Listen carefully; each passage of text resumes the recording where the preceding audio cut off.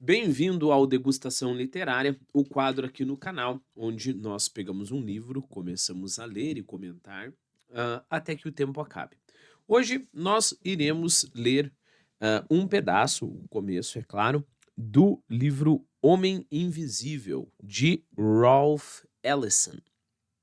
Este livro foi um pedido num dos comentários do Degustação Literária. Então eu vou avisando para você que eu não conheço o livro, peguei algumas informações do Ralph Ellison que me deixou bem interessado, ah, mas eu não quero falar sobre o que eu pesquisei, eu quero uma degustação, correto? Então vamos lá.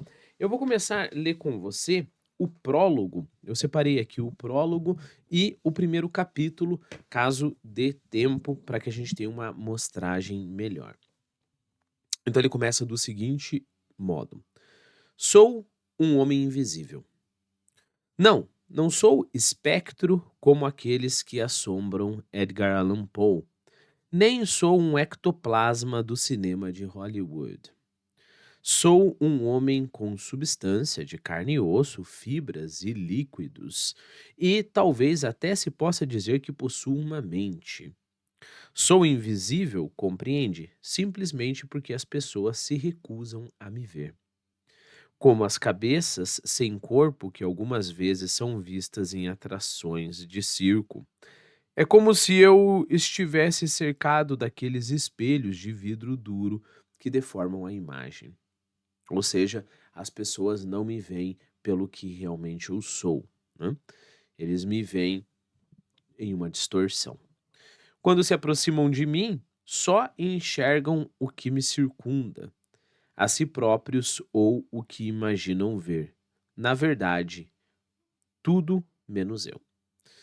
Bom, aqui nós poderíamos já pensar se isso não acontece com todo mundo, né? Se no limite não somos todos nós que não somos vistos como nós mesmos somos, mas somos vistos pelo viés do olhar de outra pessoa. E poderíamos ir mais longe ainda e pensarmos se nós conseguimos nos ver como realmente nós somos, né? Mas perceba, um problema aqui de ir para esse lado é pensar que então eu tenho o direito de abandonar a questão. Eu posso te garantir que na vida intelectual recente, atual, né, e aí eu estou incluindo no mínimo os últimos 200 anos, no mínimo, se deixou de tentar responder questões interessantíssimas porque as pessoas não conhecem a expressão um pouco mais, um pouco menos. Sim, no limite, todos nós não somos vistos como nós realmente somos. No limite, nós mesmos não nos entendemos como realmente somos. Basta você, por exemplo, deixa eu dar um exemplo claro. Eu duvido que você não teve um uma experiência dessa na tua vida. Você é adolescente, você pensa: "Ah, eu nem gosto dessa menina", aí você vai lá e termina com a menina e a menina fica feliz e depois você começa a chorar. E você não se conhecia, correto? Então, no limite, ninguém se conhece, mas nós temos que pensar se esse narrador, ele não é visto de uma maneira ainda mais longe do que geralmente as pessoas veem os outros em relação ao que elas realmente são. O que eu quero dizer com isso? A pessoa me olha e ela tem uma imagem um pouco diferente do que eu realmente sou, um pouco deturpada. Pode ser que o nosso narrador seja visto muito mais deturpado ou muito mais estereotipado, correto? Então, mais ou menos é um modo de entendermos o nosso narrador. Nem é a minha invisibilidade exatamente uma questão de acidente bioquímico para minha epiderme. A invisibilidade a que me refiro decorre de uma disposição peculiar dos olhos daqueles com quem entro em contato. Uma questão de construção de sua visão interior, aqueles olhos com os quais olham a realidade através dos olhos fixos. Aí a gente lembra daquela frase do Shakespeare, que é algo como. eh, eu acredito que é do Shakespeare. algo como, difícil olhar se não adianta olhar se a imaginação estiver doente, algo assim. Bom, não é tão importante a frase exata, nem o autor é tão importante, mas a ideia.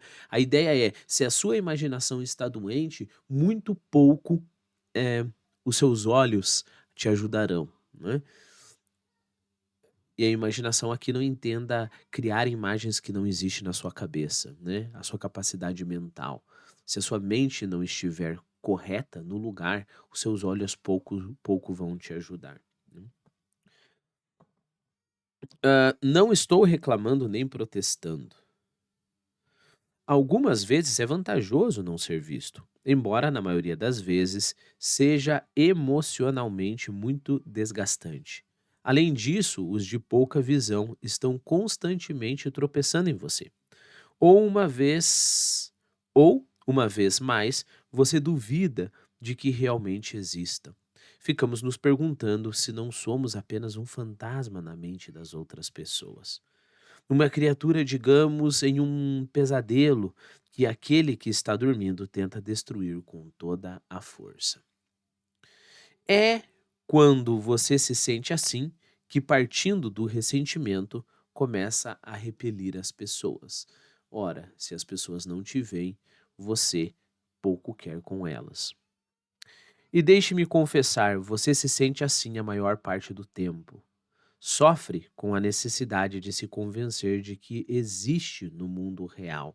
Repare, vamos lembrar, né? Existe no mundo real. Parece uma questão absurda. Nossa, que coisa boba. Existe no mundo real significa eu não sou meramente a etiqueta que os outros colocam em mim. Eu sou uma individualidade, eu sou uma personalidade, eu sou o que eu sou, percebeu? E não um grupo, por exemplo, que é parte de todo esse ruído. Bom, deixa eu voltar a frase inteira. Sobre não, sofre com a necessidade de se convencer de que existe no mundo real, que é parte de todo esse ruído e aflição, e que esmurra, pragueja e jura que fará com que reconheçam sua presença. Mas, infelizmente, raras vezes isso dá certo. Certa noite, esbarrei acidentalmente num homem, e talvez porque ainda não estivesse totalmente escuro, ele me viu e me xingou. Saltei sobre ele, agarrei a lapela de seu paletó e exigi que me pedisse desculpas. Era um homem alto e louro. À medida que meu rosto se aproximava do dele, olhou-me insolentemente através dos olhos azuis e soltou um palavrão com o bafo quente de sua respiração no meu rosto enquanto se debatia. Abruptamente puxei para baixo o queixo dele contra minha testa e lhe dei uma cabeçada, como vira fazerem os índios do oeste. Senti sua carne rasgar-se e o sangue jorrar. Bradei: peça desculpas, peça desculpas. Mas ele continuava com os xingamentos e a se debater. Então dei-lhe outra cabeçada e mais outra, até que caiu pesadamente sobre os joelhos, sangrando profusamente. Num frenesi dele repetidos pontapés, porque insistia com os insultos, embora o sangue lhe espumasse nos lábios.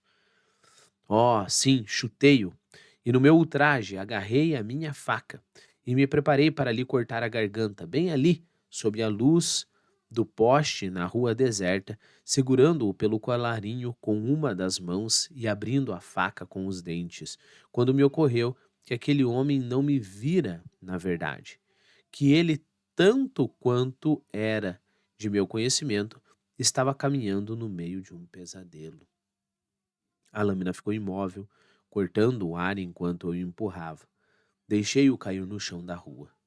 Fitei-o duramente no momento em que os faróis de um carro cortaram a escuridão. Estava ali deitado gemendo no asfalto, um homem quase morto por um fantasma. Fiquei perturbado.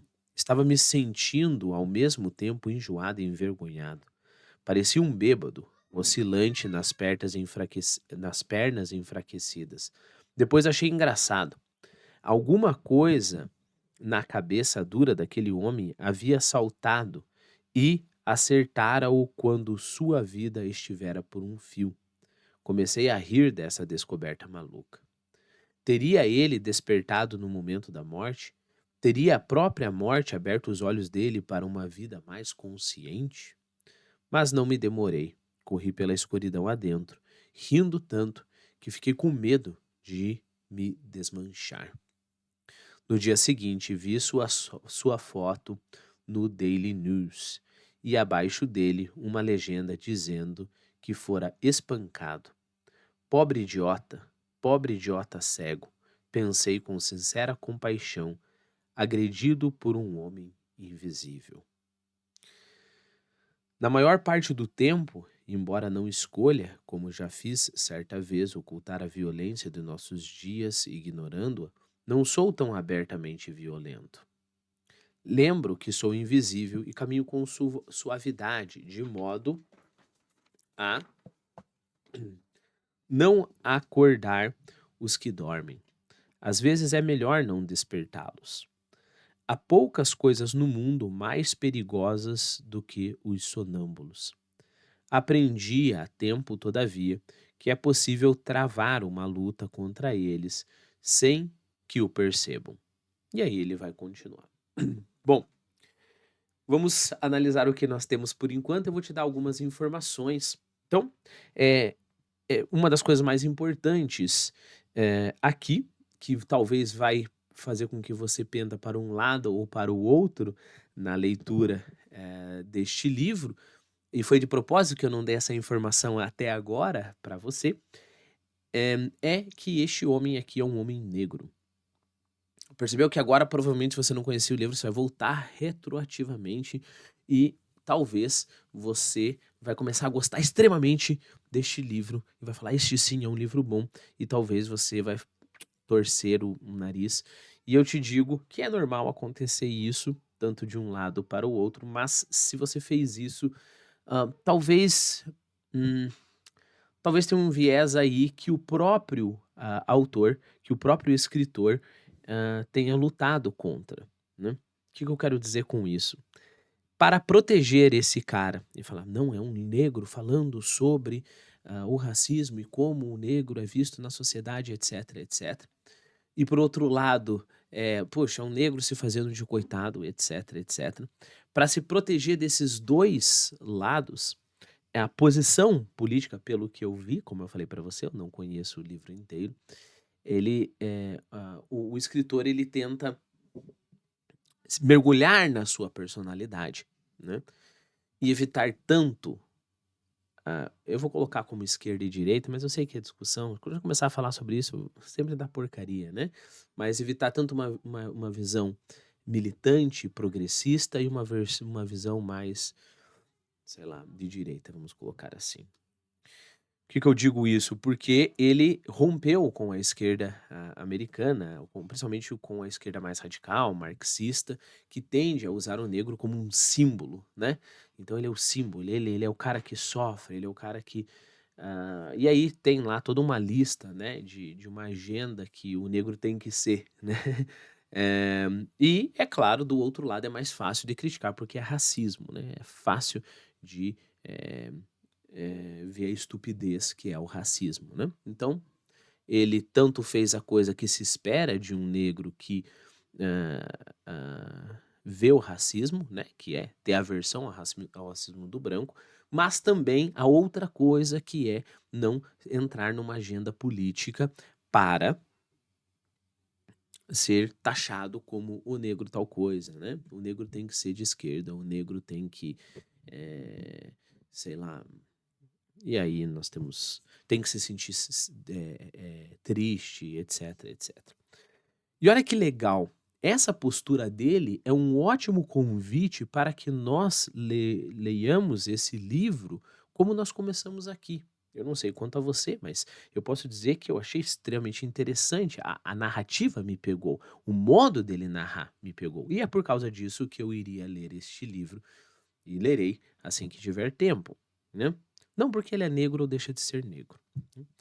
Bom, se você gostou do vídeo, se inscreva no canal, indique, e você também pode indicar um outro livro, como foi o caso deste daqui.